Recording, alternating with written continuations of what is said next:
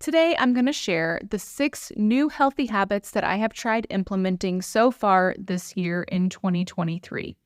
I'm going to share why I tried them and what I'm still doing or not still doing. I have an article on my blog called 4 Surprising Habits of Healthy People. And the first habit I talk about is having a learner mindset. I think it's so important to keep learning and growing in your knowledge and understanding of health and wellness. If you're doing that, you'll likely learn about things that you want to try and implement in your own life. I thought it would be interesting and helpful to share here so you can see what this process looks like for me. And today you're getting a free pass to snoop into my life.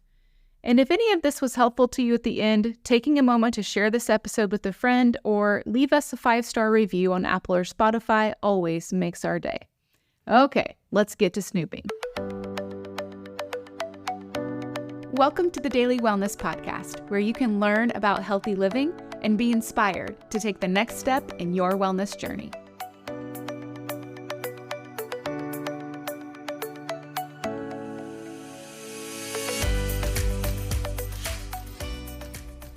I actually really like trying new things. I love going to a new place, a new restaurant, a new hiking trail, all the new things. But when it comes to implementing new healthy habits, I can often try to do too much at once. I don't want you to listen to this episode and think you need to do all the things, and especially not all the things right away. I highly recommend keeping a list of new healthy habits that you want to incorporate into your life, then prioritizing them, then trying one at a time so that you can actually make it a sustainable new healthy habit. That's basically what I did when we started eating healthier on the beginning of our health journey. I had a list of food changes that I wanted to make and then swapped out one thing at a time until we made it to where we wanted to be at that time. I did the same thing when we switched to non-toxic products in our home too. And it's still basically what I do for other health-related changes. So this year, I've been checking some things off my list that I've been wanting or in some cases really needing to try. If there's something I talk about that piques your interest, I've done my best to share more info in the show notes for you.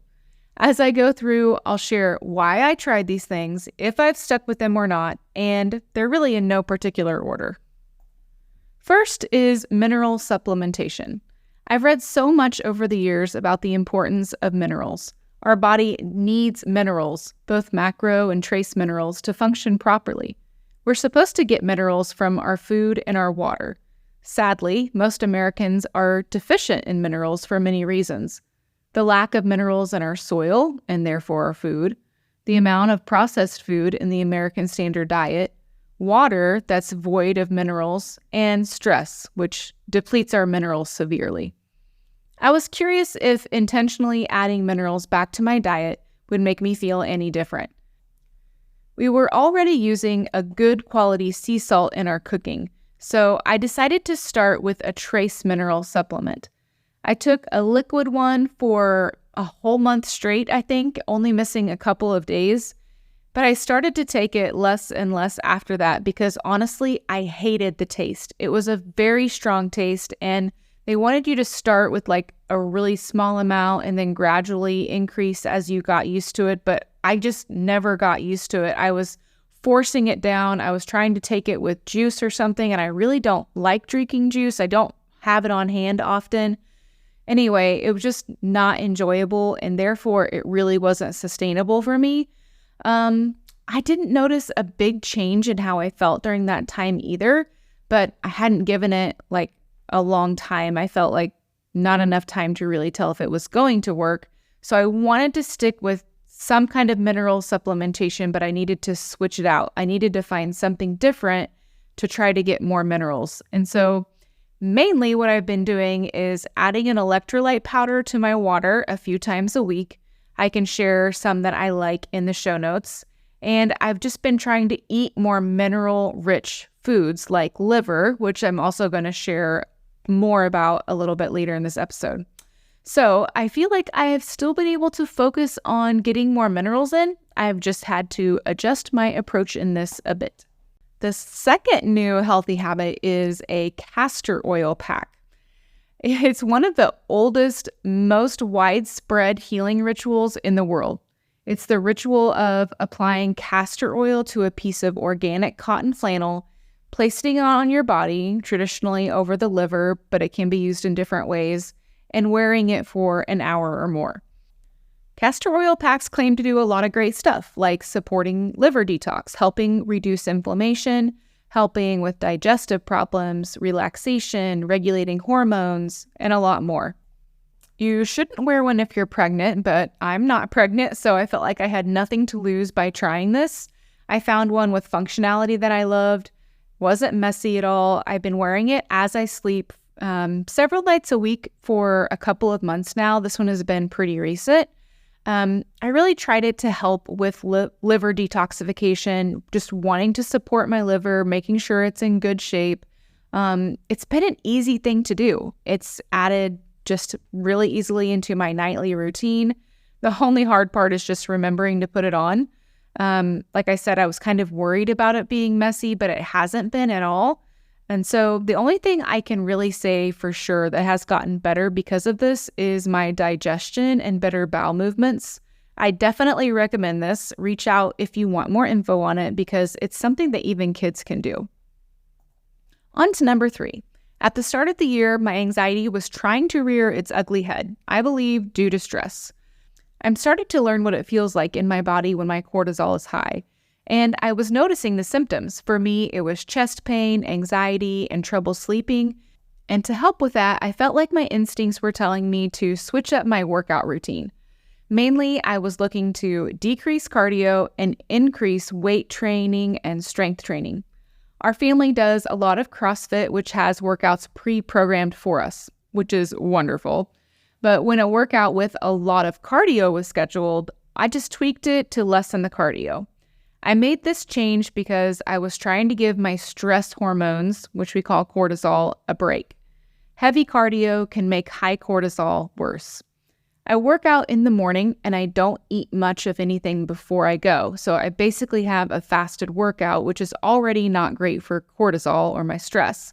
So I decided to make this adjustment instead of changing my workout time. I have to say, I think this has really helped me. After a couple of months, I noticed a difference in my anxiety symptoms, namely tightness in my chest dissipating and better sleep, and really just my body feeling better overall. So I definitely plan to keep doing this one. The fourth thing I thought I'd share about is not a habit that I'm super consistent with yet, to be honest, but it's my attempt to eat more liver. If you haven't heard, liver is all the rage now, guys. There are liver and organ supplements popping up everywhere as people become more aware of the amazing nutritional content in these foods. But actually, organ meats are sacred, ancient foods that are eaten in different ways in just about every culture. I grew up eating fried chicken liver once in a while and liking it, but fried food wasn't really what I was going for here, if you know what I mean. So I needed to find ways that I could enjoy it and hopefully get my family to enjoy it. My best tries so far in feeding it to my family has been cooking the liver, cutting it up really small, and mixing it into taco meat or chili meat. But I definitely have visions of us just sitting down and enjoying like a liver and onions type of dinner. I don't know if it'll ever happen, but I'm working on it. When it's just for me right now, I take those small pieces of liver and I mix them into my fried or scrambled eggs in the morning, and I like that. My family, still not a huge fan, but I'm not giving up yet. I've got some new recipes and ideas in mind, and so we're just going to keep trying. But as a side note, I did purchase a liver and organ supplement for my oldest daughter so that she could start getting some of those benefits now before she's really used to eating it. I'm hoping she'll transition just to eating real liver at some point, though. I don't think I've done this consistently enough to know if it's made a difference for me specifically. However, my daughter, when she ran out of her supplements, asked me to get more, specifically came up to me and asked me for them because she has noticed a difference in how she's felt taking them. So that encourages me to keep going with this new habit. Grounding, also known as earthing, is the fifth new habit that I've picked up just over these last few months, and I have to say it's come pretty easy for me in these warmer months of summer. If you're not familiar with it, grounding is a therapeutic technique that focuses on realigning your electrical energy. We have electrical energy, if you didn't know that, by reconnecting us to the earth. It's something that sounds like a woo-woo health idea to a lot of people, I know, but it makes plain sense to me, to be honest. To put it briefly, when your bare feet or your skin comes in contact with the earth, free electrons are taken up into the body, acting as antioxidants that help neutralize damaging excess free radicals that can lead to inflammation and disease in the body. The earth is a conductor of free electrons, and so are we. It's actually very fascinating, and I hope to have a podcast guest on here where we can just talk solely about earthing and grounding, because it could definitely be its own episode. And it's also a free thing that you can try, so it's not going to cost you anything to try it. I habit stacked this onto my garden time in the mornings. I'd simply go barefoot as I watered and weeded and picked. I have always loved being barefoot, so this was something that I enjoyed doing, and I just hope that I can stick with it when the weather gets colder outside. One other thing that we have tried is a grounding sheet on our bed. Again, I'll link it in the show notes for you if you're interested in checking this out. My husband thought I was crazy when I bought it. It showed up at our house. But after trying it for several nights, he got like 3 nights of great sleep in a row, which had been a struggle for him lately. And then he did not want me to return it. Overall, we're both becoming more convinced of the potential for grounding and earthing to be really healing for us. Okay, we've made it to the last healthy habit that I'm going to share about, and that is being more mindful about light. I've been implementing this as a result of learning more about circadian health. Have you ever heard of that? Circadian health, or your circadian rhythm, is the 24-hour internal clock in our brain that regulates cycles of alertness and sleepiness by responding to light changes in our environment. Cortisol and melatonin hormones, you're probably very familiar with those, are strongly connected to your circadian rhythm. I already shared that I was struggling at the beginning of the year with my cortisol stress hormone and having trouble sleeping, which is related to melatonin. So making that connection made me really want to learn more and try to improve my circadian health. The changes that I've made for this really have to do with being mindful about light. You're supposed to have a gradual rise of cortisol in the morning and then a steady decline during the day so that cortisol doesn't block melatonin. These hormones rely on light signals like the sun rising and the sun setting. So ideally, we'd get way less artificial light, but we're consumed by artificial light inside our homes and on screens all the time.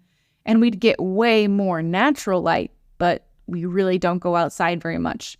So while I couldn't make a switch 100%, I knew that I could make progress. So here's what I did. I did 2 things mainly. Number 1, I stay off my phone and other blue light devices for the first hour of the day. And that is not as easy as it may sound. Maybe it sounds hard to you, because a lot of people just pick up their phones as soon as they wake up. They turn off their alarm, they start looking at their phone. But I've really tried to make the intentional habit of staying off my phone and other devices for that first hour of the day. And then secondly, I try to get outside as close to sunrise as I can. So, as time changes, sunrise time is different. So that gets a little tricky with people's schedules, but just as closely as you can, try to get outside and get in that sunrise light. That's really, really healthy for you if you can connect your eyeballs to those light waves. I'm not talking about looking at the sun directly, obviously, just being outside in the light. So for me, sometimes I'll just go out on my back deck and, drink my drink in the morning on the back deck or eat breakfast out there. Or sometimes I'm out working in the garden in the early morning, and that counts as my time. There's a lot of different ways that you could do this. It also doesn't have to be a super long time. The more time, the better. But if you can just get 1 minute, that would be better than nothing and can still be beneficial. And I'll have to say, the opposite of this would be true as well, like getting outside at sunset and not being on blue light devices at the end of the day. I am not so good at that one yet. I am working on that one, but that's the hardest part of this whole circadian health for me, is the end of the day routines. So that's just something I can keep working on. So I started gradually adding these habits into my life throughout 2023. So I want to emphasize that. I didn't do all these in 1 month. These have been like 8 to 9 months of things that I've been trying out and testing gradually, trying to add them in as sustainable changes. As for my results, I can definitely tell that my cortisol levels aren't raging like crazy in my body, that my chest pains are gone and I don't feel as anxious. Was it the changes in my circadian health? Was it the workout changes, earthing, the castor oil packs, more minerals? I don't really know. I'm thinking it's probably a combination of several of these things, but I'm just really thankful to be feeling better, and I'm really glad that I tried these things out this year. You've probably heard the phrase, know better, do better.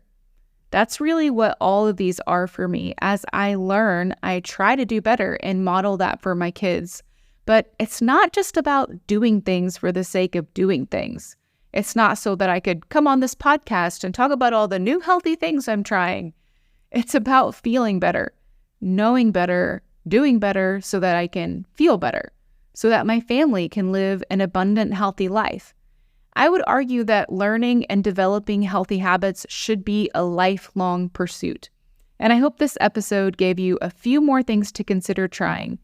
They may make you feel your best. Thanks for listening to today's episode on the Daily Wellness Podcast. We hope that you found it helpful for your own wellness journey. And if so, we'd love for you to leave a review. Then come back and listen for review shoutouts on upcoming episodes. For more information, check out the show notes and connect with us on our website, dailywellnesscommunity.com.